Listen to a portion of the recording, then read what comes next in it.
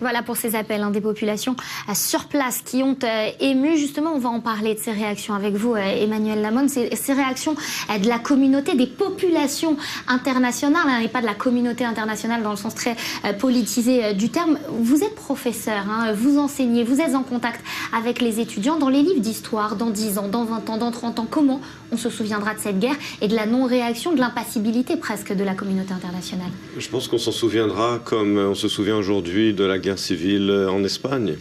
On est presque exactement 80 ans après Guernica et le fameux tableau de Pablo Picasso.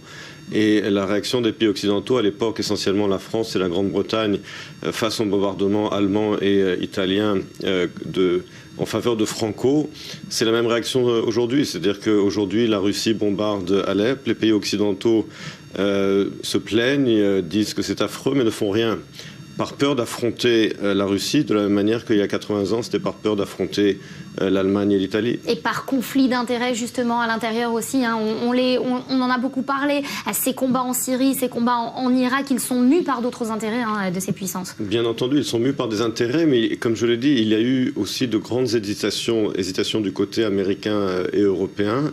Et les Occidentaux ont tellement oscillé entre le réalisme et le moralisme que finalement ils ont laissé la voie ouverte à Poutine et qu'ils sont aujourd'hui impuissants face à ces agissements.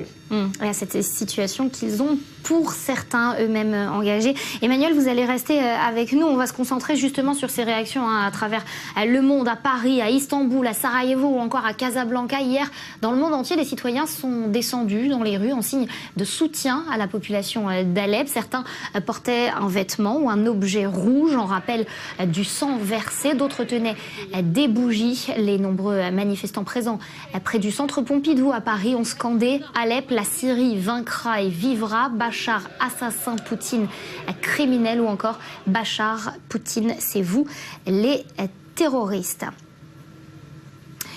Et une mesure très symbolique, cette fois trop peut-être. La Dame de Fer, la Tour Eiffel, n'a pas brillé hier soir. La maire de Paris, Anne Hidalgo, a annoncé que la Tour Eiffel serait éteinte en soutien à Alep face à cette situation, je cite, insupportable vécue par les habitants de la ville syrienne. La tour emblème de Paris qui a donc été éteinte à partir de 20h. Emmanuel, on est dans le symbole, là, un symbole qui montre une fois de plus, c'est peut-être cette extinction de la Tour Eiffel qui appuie un petit peu plus sur cet échec et ce silence de la communauté internationale.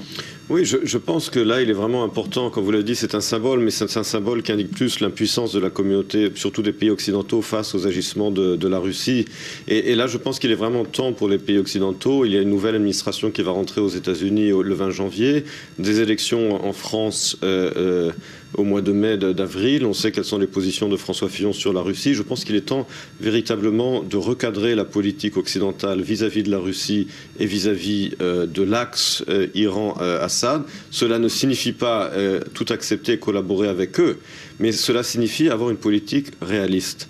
Une politique réaliste qui est à la fois une lutte sans compromis contre l'État islamique, mais également coordonnée avec la Russie, parce que maintenant que la Russie est sur le terrain, ça ne suffit pas d'éteindre la Tour Eiffel et d'allumer des bougies au centre Pompidou. Il faut agir pour arrêter ce massacre et tenter autant qu'on peut de restabiliser la région. Et pour agir, il faut se rencontrer. Hasard du